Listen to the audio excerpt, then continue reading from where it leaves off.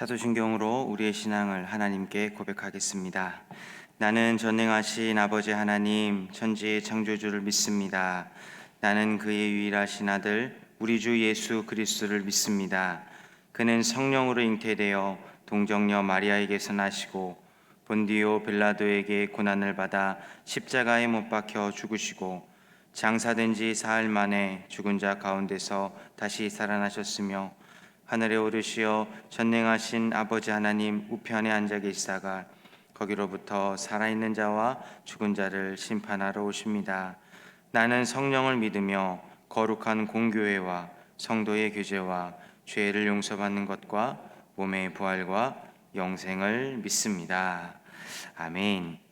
우리 찬송가 446장입니다. 찬송가 446장 주 음성 외에는, 우리 찬송가 446장 주 음성 외에는 우리 하나님께 찬양 올려드립니다.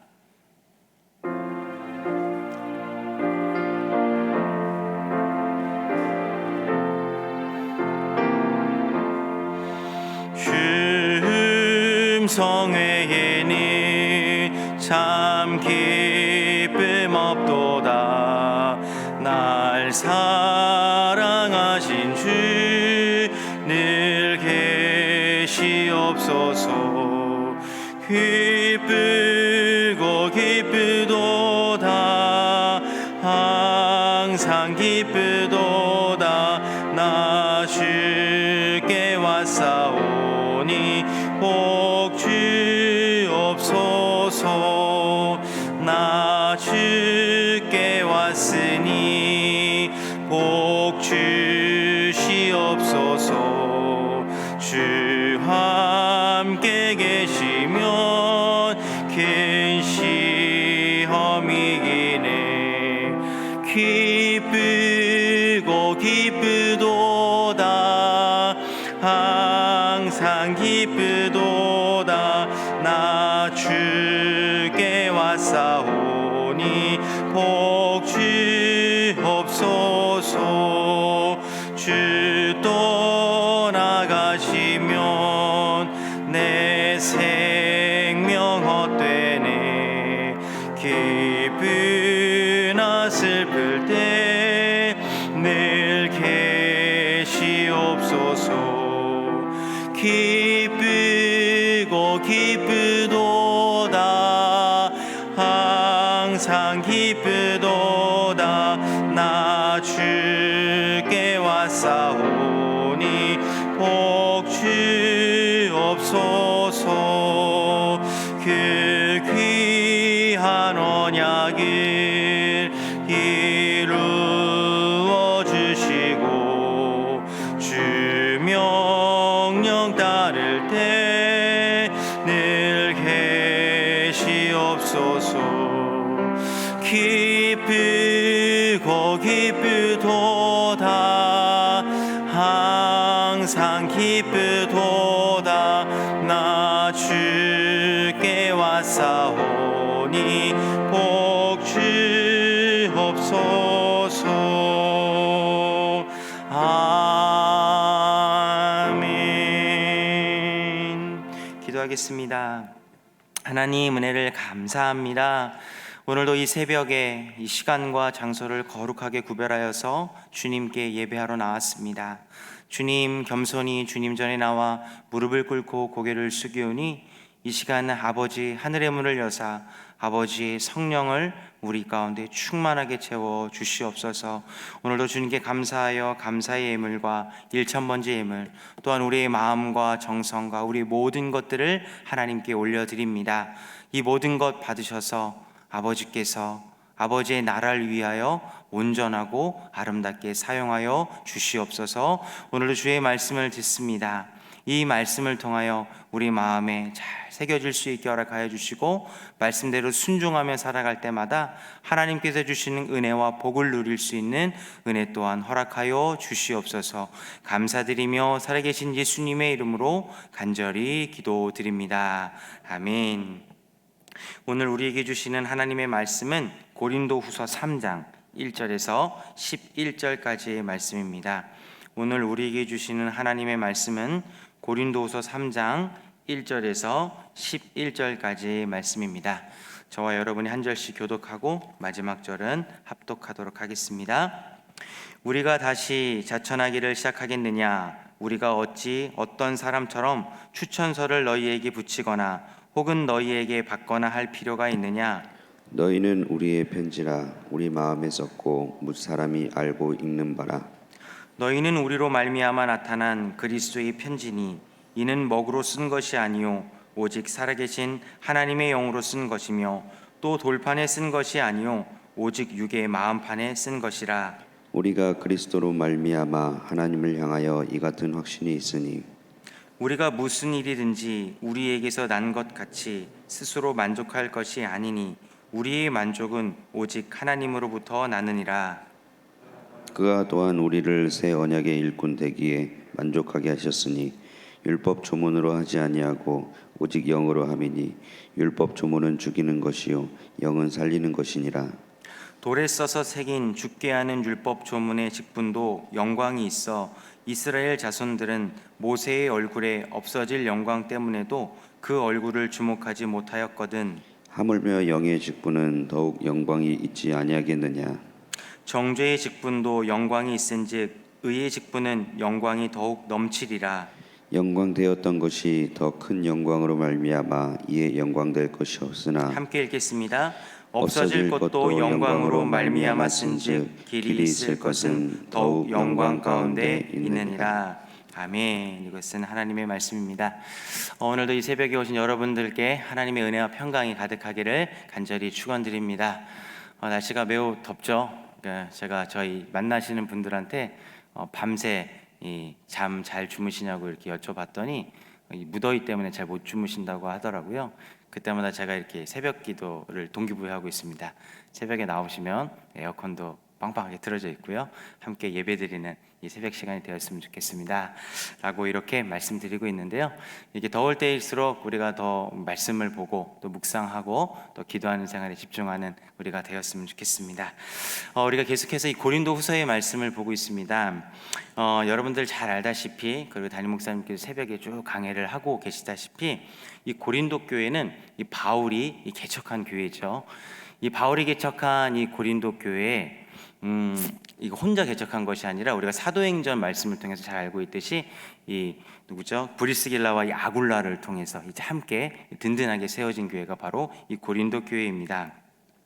이 역사학자들이 이 고린도 지역에 그 당시 살고 있었던 사람들을 이 세 가지로 이렇게 정리를 하더라고요.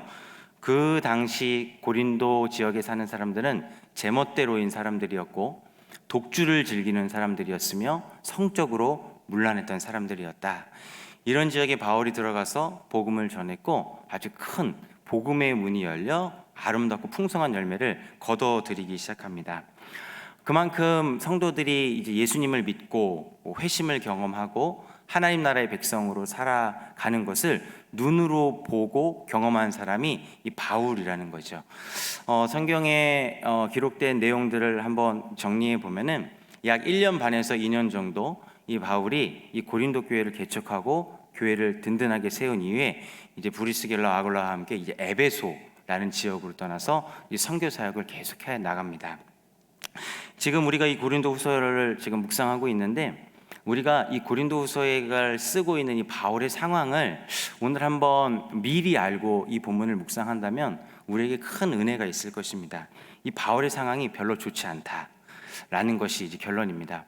바울이 이 에베소에서 복음을 전할 때 우리 사도행전을 통해서 우리가 잘 알고 계시지만 어떤 일이 일어납니까? 에베소 지역에 도착하고 나서 또 복음의 문이 열립니다. 하나님께서 은혜를 주셔서 그 복음을 듣고 변화된 사람들이 나타나기 시작했죠. 그 특별히 우리가 성경에 기록된 대로 이 마술을 행하고 주술을 행하던 사람들이 변화되어서 마술책 5만여 권, 엄청난 회심의 역사가 일어나서 그것들 다 스스로 불태우는 일들을 경험하게 됩니다. 그런데 그 당시 이제 에베소 지역에서는요, 이 아데미 여신을 섬기는 사람들이 있었고 그 아데미 여신을 작게 만들어서 이것들을 판매하는 그 세공업자들이 흥황했던 지역이 바로 에베소 지역입니다. 근데 어떻게 되겠습니까? 그 마술사들이 이제 회심을 경험했고 그로 인해서 이제 에베소 지역에 이제 복음의 문이 활짝 열려서 수많은 사람들이 이제 변화되는 것들을 바라보게 됐을 때 아마 세공업자들의 매출이 줄어들었을 거예요. 이 우상, 이 아데미 신상, 이 우상에 대한 이 물건들을 더 이상 판매할 수 없게 되었을 때 이 에베소 지역에 적지 않은 소요가 일어납니다. 성경에 이것도 폭동이라고 표현을 하고 있었고, 이 폭동 속에서 이 바울이 아주 큰 곤란을 당합니다. 그래서 결국은 쫓겨나서 드로아 지역으로 옮겨갔던 것을 우리가 이제 사도행전을 통해서 볼 수 있죠. 지금 바울이 지금 이 상황 가운데 있습니다. 첫 번째는 에베소 지역에 넘어가 사역을 하고 있는데 지금 적지 않은 폭동과 소요가 일어나서 지금 많이 힘든 상황이에요. 얼마나 힘들겠습니까? 이제 교회를 개척하고 또 에베소 지역에 교회를 개척하고 또 성도들을 모으고 있는데 지금 이제 더 이상 그 지역에서 사역을 하지 못하는 상황이 이제 바울의 상황이었고, 그리고 그때 들은 이야기가 고린도 교회에도 어려움을 당하고 있다라는 소식을 편지를 통해서 이제 듣게 됩니다. 이 두 가지 일이 있었고, 그리고 그 고린도 교회의 문제를 해결하기 위해서 이제 편지를 보냈지만 그 편지에 대한 답을 여전히 받지 못하고 있는 상황이 이 바울의 모습이었습니다. 우리가 어제 본문을 묵상해 보셔서 아시겠지만 2장 12절에 이 바울이 에베소에서 떠나 이 드로아 지역에 도착했을 때 드로아 지역에서 지금 복음의 문이 열리고 있는 거예요. 하나님께서 은혜를 베풀어 주셔서 고린도 지역과 에베소 지역과 이 드로아 지역에도 또 복음의 문이 열려서 아주 흥황한 놀라운 부흥을 지금 부어 주시려고 하고 계실 때, 여전히 고린도 지역에 문제가 있어서 그 문제를 해결하기 위해서 편지를 갖고 온 디도가 이 문제에 대한 어떤 반응이 있는지, 고린도 교회 사람들이 어떤 반응을 갖고 있는지 이것들을 가지고 와서 좀 만나봐야 좀 마음이 좀 편할 텐데, 그래서 마음이 편하지 않다라고 이 바울이 어제 본문 2장 12절에 나는 지금 마음이 여전히 편하지 않다라는 그렇게 표현을 하고 있는 것입니다. 그리고 나서 이제 오늘 본문이 들어오는 겁니다. 오늘 본문에서도 바울은 마음이 편치 않아요. 계속해서 자기의 권위, 자기의 사도권, 쉽게 이야기해서 사람들이 자기가 지금 목회를 하고 있는데 자기를 목사로 인정해 주지 않는 겁니다. 교회의 리더라고 인정해 주지 않는 이야기들이 계속적으로 나오고 있는 거예요. 바울이 지금 2중고, 3중고, 4중고에 시달리고 있어요. 지금 사역을 잘 해왔는데 사역을 했던 그 교회가 문제가 있다는 소리도 듣고 있고, 그리고 또 폭동이 일어나서 쫓겨나게 된 상태이고, 그리고 받아야 되는 그러한 편지가 도착하지 않은 상태, 그리고 여전히 자기에 대한 사도권, 자기에 대한 권위에 대한 도전의 문제들이 지금 계속적으로 제기되고 있는 상태가 지금 바울이 증명한 어려운 상태입니다. 그리고 나서 이렇게 1절로 시작하고 있습니다. 제가 한번 읽어드릴게요. 우리가 다시 자천하기를 시작하겠느냐? 우리가 어찌 어떤 사람처럼 추천서를 너희에게 붙이거나 혹은 너희에게 받거나 할 필요가 있느냐? 여기서 말하는 어떤 사람들은 이 바울의 이 사도권, 이 바울의 권위를 공격하는 사람들을 의미하고 있는 겁니다. 그런데 제가 이 말씀을 묵상하면서 이 1절의 그 뉘앙스를 보면은 위축된 모습을 보이지 않고 여전히 자신감과 패기가 넘치고 있는 바울을 우리가 발견할 수 있다는 겁니다. 제가 이 본문을 딱 묵상하면서 되게 적지 않은 그러한 놀람이 있었습니다. 만약에 내가 이 목사직에 대한 이 사역의 리더십에 대한 권위에 대한 도전을 받고 있을 때 나도 바울처럼 당당할 수 있을까? 바울처럼 자신감 있게 이렇게 이야기할 수 있을까라는 그 의문을 한번 품어봤던 이 묵상의 시간이었습니다. 이 바울은 이렇게 이야기합니다. 자천, 이 스스로 나를 그럼 추천해야겠느냐? 그리고 그 다음에 어떤 사람들처럼 추천서를 너희에게 보내야겠느냐? 이런 뉘앙스가 뭐냐면 나는 추천서가 필요 없다라는 이야기입니다. 왜입니까? 바로 2절에 이렇게 되어 있죠. 너희는 우리의 편지라 우리 마음에 썼고 무사람이 읽고 있는 바라. 이 이야기가 무엇이냐면은 나는 추천서가 필요 없다라는 그런 자신감이 충만한 이유가 뭐냐면은 바울의 권위와 또 바울의 그리스도인 됨에 대한 보증은 이미 고린도 교회 성도들이 하고 있기 때문이라는 겁니다. 제가 이 본문을 묵상하면서 바울의 자신감이 여기에서 나왔구나라는 것을 발견해 봤었어요. 만약에 제가 우리 부여중앙교회에서 지금 부교육자를 사역을 하고 있는데 몇몇 성도님들이 아마 이런 문제를만 제기한다라고 한다면 바울과 같이 그 서영우 목사 과연 부여중앙교회의 부목사로서 어울리는 사람이냐라고 이렇게 의문을 제기했을 때 제가 바울처럼 성도들에게 물어보십시오. 성도들이 저의 사역과 열매들을 보증해 줄 수 있을 것입니다 라고 당당하게 말할 수 있을까? 라고 이렇게 좀 의문이 좀 들었고, 이것 때문에 한동안 좀 약간 좀 묵상을 좀 많이 해보는 시간이었던 것 같습니다. 이게 다른 것이 아닙니다. 비단 목회자에게만 적용되는 것이 아니고 여러분들에게도 동일하게 적용될 수 있을 것 같아요. 내가 장로의 직분을 받은 것과 권사의 직분을 받은 것, 또 안수집사, 집사, 더 나아가서 이제 구역 안에서의 리더십으로 부름을 받고 교회 학교의 교사로 부름을 받았을 때 몇몇 사람들이 그 직분에 대해서 의문을 제기했을 때 이 바울처럼 당당하게 우리 구역원이 나의 추천서입니다.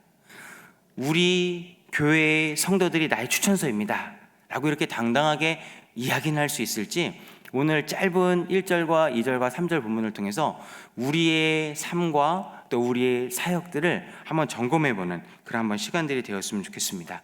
이것들을 좀 작게 축소해 보면은 가정 안에서도 적용해 볼 수 있어요. 저희 딸들이 지금 둘이 있는데 저희 딸들이 종종 분리할 때면 이런 이야기를 해요. 아빠는 목사면서 왜 그래? 라고 이렇게 이야기를 합니다. 이것이 어떻게 보면은 웃고 넘어갈 수 있는 일인데 우리에게 아주 심각하게 다가올 수 있는 거예요. 나는 남편으로서, 나는 아내로서 남편에게, 아내에게, 자녀에게 그 받은 직분을 인정받고 있는가? 그것에 대해서 당당하게 이야기할 수 있는가? 이것들을 한번 생각해보는 짧은 1절에서 3절이 되었으면 좋겠습니다. 그리고 나서 이 바울의 자신감이, 이 자신감은 나 스스로에게 있는 것이 아니다라는 것을 또 이야기하고 있습니다. 어떻게 보면은 1절에 대한 그 바울의 반응이 어떻게 보면 교만한 모습으로 비칠 수가 있어요. 나는 추천서가 없는, 필요가 없는 사람이다. 고린도 교회 성도가 나를 보증하기 때문에 나는 자격이 있다라고 어떻게 보면 교만하게 보일 수도 있는데, 이 바울은 그렇게 교만한 사람이 아니었습니다. 자신감의 원천이 내가 잘해서 열심히 해서 나타난 것이 아니라 누구 때문에 이 자신감의 원천이 있다라고 이야기하고 있습니까? 바로 5절 말씀을 같이 한번 읽어보도록 하겠습니다. 5절입니다. 우리가 무슨 일이든지 우리에게서 난 것 같이 스스로 만족할 것이 아니니 우리의 만족은 오직 하나님으로부터 나느니라. 우리 이거 우리말 성경으로 한번 읽어보면 그 의미가 더 와닿을 텐데요. 제가 한번 읽어드릴게요. 그러나 우리는 무엇이 우리에게서 나온 것처럼 스스로 자격이 있다고 생각하지 않습니다. 우리의 자격은 오직 하나님께로부터 났습니다. 아멘. 바울은 이 자신감의 원천, 그리고 자기가 이렇게 당당하게 얘기할 수 있는 그 근거가 어디 있냐면은 하나님께서 나를 부르셨고 하나님께서 나를 세우셨다라는 그러한 신실한 믿음이 있었기 때문입니다. 지금 바울이, 제가 설교 앞에 가장 처음에 말씀드렸듯이 바울의 상황이 그렇게 좋은 상황이 아니에요. 어떻게 보면 위축될 수 있고 그리고 좌절할 수 있고 낙심할 수 있는 상황인데, 바울이 이렇게 당당할 수 있었던 것은 나의 사역과 또 나의 하나님을 믿는 믿음에 대한 원천을 나 스스로의 잘남에 찾은 것이 아니라 하나님으로부터 발견했기 때문에 이러한 이야기를 할 수 있었다는 겁니다. 여러분, 그 부교육자들에게 그 프라이드가 있습니다. 부교육자들에게 어떤 프라이드가 있냐면은 어떤 담임 목사님에게 밑에 있느냐라는 것도 그 부교육자의 프라이드겠지만, 그 부교육자가 심호하고 있는 이 교회의 그 명성과 그 사이즈, 이거에 따라서 이 부교육자의 프라이드가 많이 판명이 됩니다. 지금 성결교단에 그 수많은 교회들이 있잖아요. 근데 그 교회 안에서 이 부교육자들이 이런 생각들을 많이 하고 있어요. 나는 몇 명 모이는 교회 부교육자로 있어. 나는 몇 명 모이는 교회 부교육자들이 있어. 이렇게 무슨 모임에 가서 이제 친구들을 만나보고 동기들을 만나보면은 그런 이야기 때문에 위축되고 혹은 이게 자신감이 올라가는 그러한 일들이 종종 생기곤 합니다. 저도 그 부여중앙교회가 이제 부교육자로서 세 번째 교회에서 사역을 하고 있는데, 저도 100명 남짓 모이는 그 교회에서 사역을 하다가 한 600명 정도 모이는 교회에서 사역을 하다가 지금 1000명 남짓 모이는 이 교회에서 지금 사역을 하고 있는 거예요. 근데 제가 이 본문을 묵상하면서 제 안에 있는 은밀한 죄를 발견하게 됐습니다. 어떤 죄를 발견했냐면은, 제가 이렇게 사이즈를 크게 해서 부교육자 생활을 하는 것이 가끔씩, 아니 자주, 제가 잘나서, 제가 능력이 있기 때문에, 내 사역에 열매가 많이 있었기 때문에 내가 지금 이 결과로서 지금 이 교회에서 사역을 하고 있구나 라고 착각할 때가 참 많이 있었다라는 겁니다. 근데 성경은 그렇게 이야기하고 있지 않아요. 하나님이 부르신 그 근거, 사역을 하게 해주신 근거가 어디 있냐면은, 너 스스로에게서 잘남 속에서 찾는 것이 아니라 5절에 분명히 기록되어 온 것처럼 하나님으로부터 그 근거를 찾는 바울의 모습을 우리가 한번 발견해 보셨으면 좋겠습니다. 우리 여기 있는 많은 직분자분들도 앉아 계시고 우리 성도분들도 앉아 계시는데, 여러분들도 이제 밖에 나가셔서 이제 모임 같은 것들을 하시잖아요. 그럴 때마다 나는 이 부여에서 제일 큰 이 부여 중앙교회의 집사이기 때문에, 뭐 장로이기 때문에, 뭐 리더이기 때문에 가끔씩 이렇게 자존감이 높아질 때가 있지 않습니까? 그럴 때마다 여러분 속에 내재되어 있는 이 은밀한 죄를 한번 발견해 보십시오. 여러분이 잘나서 직분을 받은 것이 아니고, 여러분이 잘나서 여러분들이 자격이 있기 때문에 부여중앙교회의 직분자로 세워진 것이 아니라, 하나님께서 부르셔서 하나님께서 세우셔서 그 직분을 받고 리더가 되었다는 사실을 한번 발견해보는 그런 시간도 3절에서 5절 한번 발견해 보시면 좋을 것 같습니다. 그렇기 때문에 우리는 자격이 있어서 직분을 받은 것이 아니고, 그리고 자격이 있어서 직분을 주는 것도 아닙니다. 하나님께서 주신 것을 믿고 하나님께서 받은 것, 하나님께 받은 것을 알고 우리가 해야 될 것은 무엇입니까? 바로 순종이라는 것이죠. 그런데 바울이 순종해야 될 상황이 아니에요. 맞죠? 제가 말씀드렸듯이 바울은 지금 순종을 할 수 없는 상황입니다. 어려움들이 계속해서 나타나고 있기 때문에 바울은 기쁨으로 순종할 수가 없는 상황이에요. 그런데 우리가 6절에서 11절에 아주 중요한 단어를 하나 발견하게 된다면, 우리는 바울과 같은 어려운 상황 속에서도 우리는 기쁨과 감사함으로 순종할 수 있다는 겁니다. 우리 6절 말씀을 같이 한번 읽어보도록 하겠습니다. 6절입니다. 시작. 그가 또한 우리를 새 언약의 일꾼 되기에 만족하게 하셨으니 율법 조문으로 하지 아니하고 오직 영으로 함이니 율법 조문은 죽이는 것이요 영은 살리는 것이니라. 아멘. 여러분 혹시 펜이 있으시면요, 6절에 새 언약의 일꾼, 여기다 한번 동그라미 쫙 쳐보시면 좋을 것 같아요. 이 바울이 상황이 어렵고 힘들고, 지금 어떻게 보면은 인생에 대한 악재, 4가지 악재 이상이 계속 겹쳐 있는 상황 속에서도 바울이 자신을 부르신 하나님에게 기쁨과 감사함으로 순종할 수 있는 이유는, 하나님께서 나와 우리를 새 언약의 일꾼으로 불렀다라는 그 믿음이 있기 때문입니다. 여러분, 이 새 언약의 일꾼이 엄청나게 영광스러운 그러한 부르심이에요. 이 바울이 7절과 8절 그리고 9절과 11절에 이 새 언약의 일꾼의 영광스러움에 대해서 이야기하고 있습니다. 우리가 앞절에 보면은 3절에 이 이야기가 있죠.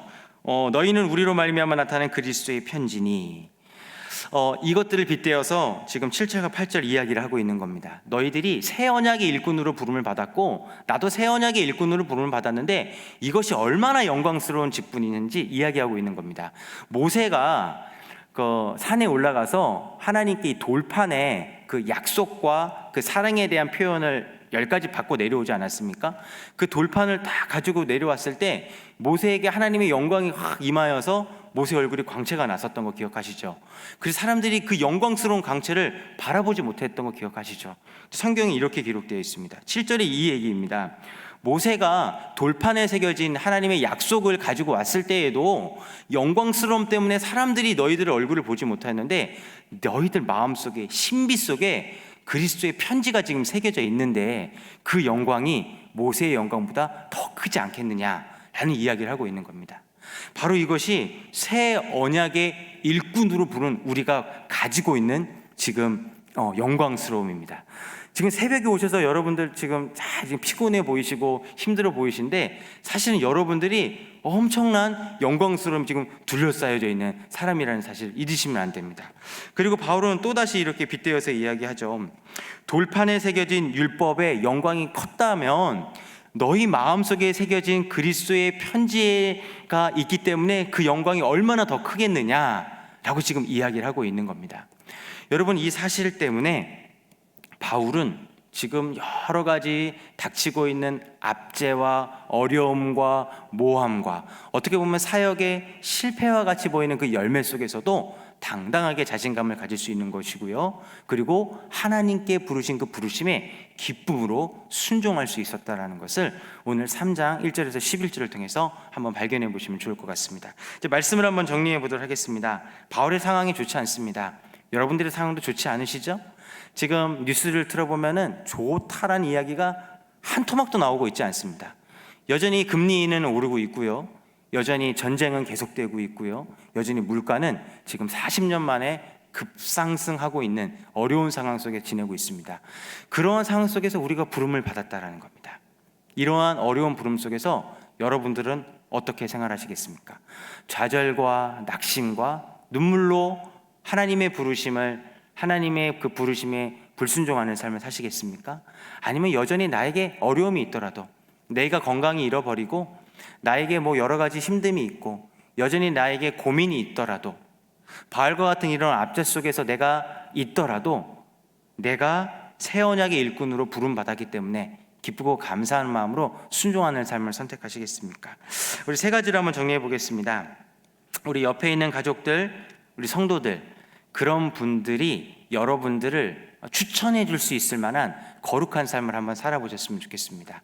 그래서 이러한 자신감 있는 삶을 다시 한번 회복하셨으면 좋겠고요, 그 두 번째는 그 거룩하고 자신감이 있는 그 삶이 나로부터 시작된 것이 아니라 하나님께로부터 시작되었다, 하나님의 부르심으로부터 시작되었다라는 그런 겸손함도 우리 가운데 한번 적용해 보시면 좋을 것 같습니다. 그리고 마지막으로 우리가 돌판에 새겨진 그 영광에 비할 수 없는 마음에 새겨진 그러한 큰 영광 가운데 부름을 받은 새 언약의 일꾼이라는 사실을 절대로 잊지 않으셨으면 좋겠습니다. 오늘도 이 말씀을 듣고 여러분들이 삶의 자리로 돌아갈 것입니다. 그리고 월요일부터 또 금요일까지 또 최선을 다해서 일도 하시고 관계도 맺으실 텐데, 그 관계 속에서 때로는 좌절이 있고 낙심이 있을 때마다 이 바울을 한번 떠올려 보십시오. 여전히 실패 속에서, 모험 속에 있는 바울도 본인이 새 언약의 일꾼으로 부름받았다라는 그 사실 한 가지 때문에 여전히 부르심에 대한 순종의 발걸음을 뛸 수 있었다는 사실이 여러분들과 여러분들의 가정, 또 여러분들의 앞으로 인생길 가운데 충만하게 임하여 주시기를 간절히 축원드립니다. 기도하겠습니다.